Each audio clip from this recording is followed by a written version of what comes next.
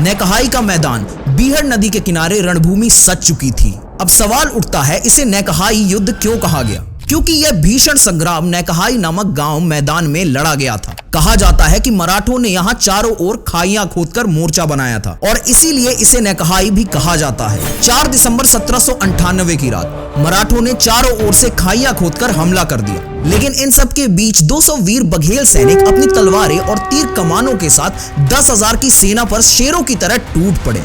इतिहास गवाह है, इस युद्ध में मराठा सेनापति यशवंतराव भाऊ स्वयं रणभूमि में मारे गए। उनके वध ने मराठा सेना को बुरी तरह हिला दिया। यह युद्ध 10 दिनों तक चला, 4 से 14 दिसंबर 1798 तक। रीवा के इन रणबांकुरों ने असंभव को संभव कर दिखाया। इन 200 योद्धाओं में बघेल, करचुली, परिहार, गहरवार, चंदेल, पाठक, बारी, बरगाही मुसलमान योद्धा शामिल थे और इन्हें बघेल रणबांकुरे इसलिए बोला गया क्योंकि ये बघेल राजा अजीत सिंह के योद्धा थे।